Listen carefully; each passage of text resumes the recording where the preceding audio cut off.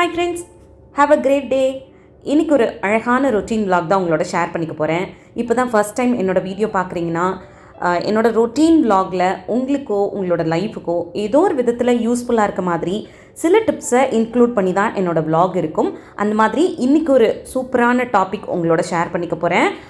Welcome to பிரியாஸ் மதுரைக்காரங்க சமையல். நான் உங்கள் பிரியா. வீடியோக்குள்ளே போகிறதுக்கு முன்னாடி ஒரு சின்ன ரிக்வெஸ்ட், நீங்கள் இந்த வீடியோ பார்த்துட்டு இருக்கும்போதோ இல்லை பார்த்து முடிக்கும் போதோ இதில் இருக்க கண்டென்ட் உங்களுக்கு பிடிச்சிருந்ததுன்னா மறக்காமல் வீடியோ கீழே இருக்க லைக் பட்டனை கிளிக் பண்ணிக்கோங்க.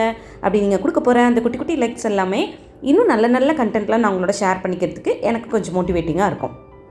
ஓகே, இன்றைக்கான டாபிக் என்ன அப்படின்றத பார்க்குறதுக்கு முன்னாடி என்னோட இன்னைய டே ரொட்டீன் எப்படி இருந்துச்சுன்றதை ஷார்ட்டாக அவங்களோட ஷேர் பண்ணிவிட்டு அப்படியே டாப்பிக்குள்ளே போயிடலாமா? இன்றைக்கி வந்து பார்த்திங்கன்னா பெட் ஸ்ப்ரெட் சேஞ்ச் பண்ண வேண்டிய டே. வீக்லி ஒன்ஸ் வந்து பெட் ஸ்ப்ரெட் சேஞ்ச் பண்ணிடுவேன். ஸோ அந்த வேலை இருக்குது, அதை பார்த்துட்ருக்கேன். இதை முடித்ததுக்கப்புறமா ஃப்ளோர் மேட்டும் சேஞ்ச் பண்ண வேண்டியது இருந்து அதை எல்லாத்தையும் மாற்றி வச்சுட்டு அப்படியே அடுத்தடுத்து சின்ன சின்ன வேலைகள்லாம் முடிச்சுட்டு இன்றைக்கி ஒரு சூப்பரான இட்லி பொடி ரெசிபி வந்து உங்களுக்கு ஷேர் பண்ண போகிறேன். நான் இதில் வந்து ரொம்ப டீட்டெயில்டாக அந்த ரெசிபி எப்படி பண்ணியிருக்கேன் அப்படின்றத உங்களுக்கு காட்டியிருக்கேன். அதில் ஏதாவது டவுட்ஸ் இருந்ததுன்னா எனக்கு தாராளமாக கமெண்ட்ஸில் கேளுங்க, உங்களுக்கு ஆன்சர் பண்ணுறேன். இந்த இட்லி பொடிக்கு தேவையான இன்க்ரீடியன்ட்ஸ் எல்லாத்தையும் லைட்டாக பொன்னிறமாக வறுத்துட்டு ஆற வச்சு அரைச்சி எடுத்துக்கோங்க. உங்களுக்கு குறப்பாக வேணும்னா அந்த மாதிரி அரைச்சிக்கலாம், இல்லை ரொம்ப நைஸாக வேணுன்றவங்க அப்படியும் அரைச்சி எடுத்துக்கலாம். நானே ரொம்ப நாளைக்கு அப்புறம் தான் இட்லி பொடியை அரைச்சி ஸ்டோர் பண்ணி வைக்கிறேன். இடையிலெல்லாம் நிறைய டைம் வந்து வெளியிலே தான் வாங்கிக்கிட்டோம். சரி, எதுக்கு அடிக்கடி வெளியில் வாங்கிட்டே இருக்க மாதிரி இருக்குது. எனக்கு வீட்டில் அரைக்கிற அந்த இட்லி பொடி வந்து ரொம்ப டேஸ்ட் வந்து பிடிக்கும். என் ஹஸ்பண்டும் நான் அரைச்சி வைக்கிற இட்லி பொடி ரொம்ப விரும்பி சாப்பிடுவாங்க. ஸோ அதனால் வீட்டிலே அரைச்சி வச்சிடலான்ட்டு ப்ரிப்பேர் பண்ணி வச்சுருக்கேன். ஸோ அப்படியே வாங்க என்னோடய இந்த vlog பார்த்துக்கிட்டே இன்றைக்கான ஒரு சூப்பரான டாப்பிக்குள்ளே போயிடலாம். இன்றைக்கான டாப்பிக்கில் நம்ம பேச போகிற விஷயம் எதை பற்றி அப்படின்னு பார்த்திங்கன்னா, நம்மளோட டெய்லி வேலைகளை ஸ்ட்ரெஸ் ஃப்ரீயாக பண்ணுறதுக்கு. டெய்லி காலையில் எழுந்திரிச்சு வேலை பார்க்க ஆரம்பித்தோம் அப்படின்னா அந்த வேலை வந்து நைட்டு வரைக்கும் ஓடிக்கிட்டே இருக்கும். அதுலேயும் ஒரு ஹோம் மேக்கராக இருக்கீங்க, ஒர்க்கிங் விமனாக இருக்கீங்க அப்படின்னா சொல்லவே வேண்டாம். வீட்லேயும் வேலை பார்க்கணும், வெளியிலையும் போய் ஒர்க் பண்ணிட்டு வரணும். இது வந்து கொஞ்சம் ஸ்ட்ரெஸ்ஃபுல்லான ஒரு சிச்சுவேஷனை வந்து வீட்லேயும் சரி நமக்குள்ளேயும் சரி க்ரியேட் பண்ணிக்கிட்டே இருக்கும். அந்த மாதிரி இல்லாமல் நம்மளோட டெய்லி வேலைகளை ஸ்ட்ரெஸ் ஃப்ரீயாக பண்ணுறதுக்கும் நம்மளோட அந்த வேலைகளை பண்ணும்போது நம்ம மைண்டை வந்து கொஞ்சம் பீஸ்ஃபுல்லாக வச்சுக்கிறதுக்கும் நான் இந்த வீடியோவில் சொல்ல போகிற ஒரு சில ஹேபிட்ஸை வந்து டெய்லி பேசிஸில் முடிஞ்ச வரைக்கும் இன்க்ளூட் பண்ணி ஃபாலோ பண்ண ஸ்டார்ட் பண்ணுங்கள். கண்டிப்பாக உங்களால் உங்களோட வேலைகளை ஸ்ட்ரெஸ் ஃப்ரீயாக பீஸ்ஃபுல்லாக பண்ண முடியும். ஃபர்ஸ்ட் டிப், எந்த வேலையையும் பதட்டத்தோடு ஆரம்பிக்காதீங்க. அப்படி பதட்டத்தோடு ஆரம்பிக்கிற வேலை கண்டிப்பாக உங்களுக்கு டென்ஷன் கொடுக்குற மாதிரியான வேலையாக தான் இருக்கும், ஸ்ட்ரெஸ் கொடுக்குற மாதிரியான வேலையாக தான் இருக்கும்.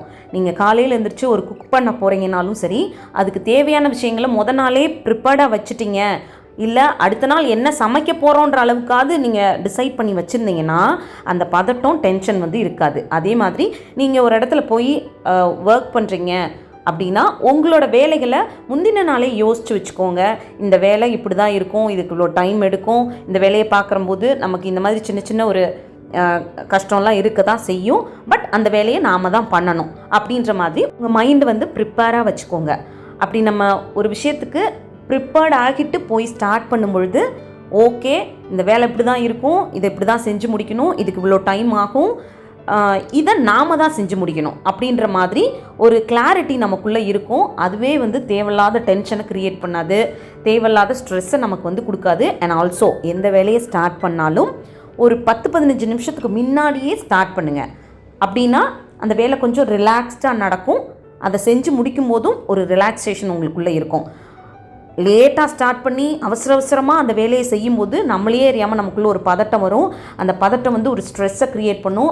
அந்த ஸ்ட்ரெஸ் அந்த வேலையை அரைகுறையாக பண்ணுற மாதிரியோ இல்லை அந்த வேலையில் ஏதோ தப்பு வர மாதிரியோ ஒரு சூழ்நிலையை வந்து க்ரியேட் பண்ணும். அப்படி ஒரு மிஸ்டேக் நடக்கும்போது நம்மளோட மைண்டும் நிம்மதியாக இருக்காது, பீஸ்ஃபுல்லாக இருக்காது. ஸோ அதனால் எப்போவுமே எந்த வேலையை ஸ்டார்ட் பண்ணிங்கனாலும் கொஞ்சம் ஏர்லியராகவே ஸ்டார்ட் பண்ணிக்கோங்க. ஆல்சோ அந்த வேலையை செய்கிறதுக்கு முன்னாடி உங்கள் மைண்டை கொஞ்சம் ப்ரிப்பேர் பண்ணிக்கோங்க.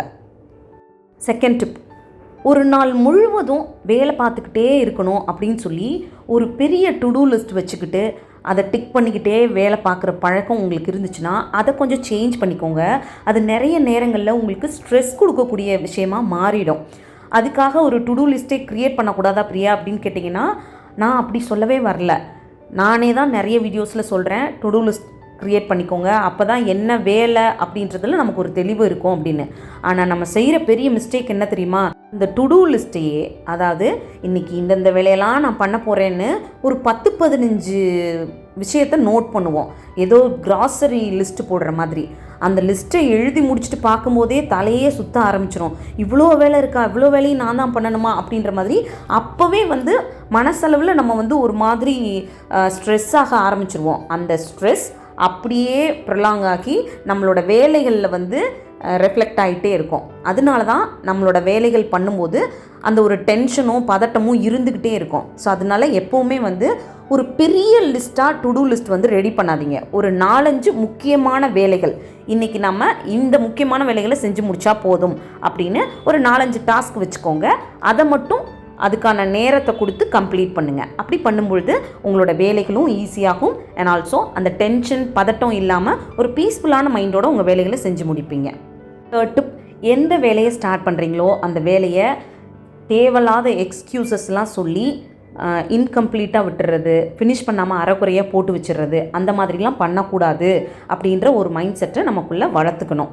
அண்ட் ஆல்சோ அந்த வேலைக்கு ப்ரையாரிட்டி கொடுக்கணும் அப்படின்றதும் நம்ம மைண்டுக்குள்ளே எப்போவுமே இருக்கணும். ஃபார் எக்ஸாம்பிள், இப்போது நீங்கள் கிச்சனில் ஒரு பாத்திரத்தை க்ளீன் பண்ணிகிட்ருக்கீங்க அப்படின்னா அந்த வேலையை நம்ம இன்னும் ஒரு 10 நிமிஷத்தில் கம்ப்ளீட் பண்ணிடணும் அப்படின்ற ஒரு மைண்டோடு ஸ்டார்ட் பண்ணி அதை கம்ப்ளீட் பண்ணிவிட்டு அப்புறம் நீங்கள் ரிலாக்ஸ் பண்ணிக்கோங்க. இல்லை அதுக்கு இடையில் உங்களுக்கு ரொம்ப டயர்டாக இருக்குது, இல்லை உங்களுக்கு மனசு ஏதோ சரியில்லை, இல்லை உங்களுக்கு ஃபிசிக்கலி உங்களால் முடியல அப்படின்னா தாராளமாக ரெஸ்ட் எடுத்துகிட்டு திருப்பி அந்த வேலையை பண்ணலாம். அது இல்லாமல் தேவையில்லாத ரீசனுக்காக அந்த வேலைகளை ஃபினிஷ் பண்ணாமல் அரைகுறையாக போட்டு வைக்கக்கூடிய பழக்கம் வச்சுக்காதீங்க. ஒரு எக்ஸாம்பிளுக்கு சொல்கிறேன், நீங்கள் அந்த பாத்திரம் க்ளீன் பண்ணிக்கிட்டு இருக்கப்போவே யாரோ ஒரு ஃப்ரெண்ட் கால் பண்ணுறாங்க, அவங்க சும்மா சேட் பண்ணுறதுக்காக கால் பண்ணுறாங்கன்னு வச்சுக்கோங்க, முக்கியமான விஷயம்லாம் கிடையாது. ஆனால் பேசுனா நம்ம ரொம்ப நேரம் பேசிக்கிட்டே இருப்போம்னு நமக்கு நல்லாவே தெரியும். அப்படின்னா அந்த காலை அப்புறம் பேசிக்கலாம் அப்படின்னு சொல்லிட்டு அதுக்கு ப்ரையாரிட்டி கொடுக்காம நீங்கள் இப்போ பார்த்துக்கிட்டு இருக்க அந்த க்ளீன் பண்ணுற வேலைக்கு ப்ரையாரிட்டி கொடுத்து முடிச்சுட்டு ஃப்ரீ ஆகிட்டு அப்புறம் உட்காந்து ரிலாக்ஸ்டாக பேசுங்க. அப்படி பேசும்பொழுது நீங்கள் அவங்களுக்கும் கவனம் கொடுத்து கொஞ்சம் நேரம் உட்காந்து அவங்களோட பேசி ரிலாக்ஸ் பண்ண மாதிரியும் இருக்கும். அண்ட் ஆல்சோ உங்களோட வேலைகளை கம்ப்ளீட் பண்ண ஒரு திருப்தியும் இருக்கும். அதை விட்டுட்டு நீங்கள் வேலை பார்த்துக்கிட்டு இருக்கும்போது அந்த ஃபோன் கால்க்கு இம்பார்ட்டன்ஸ் கொடுத்தீங்க அப்படின்னா இந்த வேலையும் கெட்டு போகும், ப்ளஸ் அவங்கக்கிட்ட பேசுகிறதுலையும் நம்மளால் முழுசாக நிறைய நேரங்களில் கவனம் கொடுக்க முடியாது. ஏன்னா அடுத்து இந்த வேலை இருக்கே அந்த வேலை இருக்கேன்னு அது ஒரு பக்கம் மைண்டில் ஓடிட்டே இருக்கும். ஸோ எப்போவுமே ஒரு வேலையை ஸ்டார்ட் பண்ணிங்க அப்படின்னா தேவையில்லாத எக்ஸ்கியூசஸ் கொடுத்து அதை இன்கம்ப்ளீட்டாக விட்டுடுறது, ஃபினிஷ் பண்ணாமல் அரைக்குறையாக போடக்கூடிய பழக்கம் வச்சுக்காதீங்க. ஸ்டார்ட் பண்ண வேலையை கண்டிப்பாக கம்ப்ளீட் பண்ணிடணும் அப்படின்ற மைண்ட் செட்டை வளர்த்துக்கோங்க. இன்னொரு யூஸ்ஃபுல்லான வீடியோட நான் உங்களை மீட் பண்ணுறேன். தேங்க்யூ.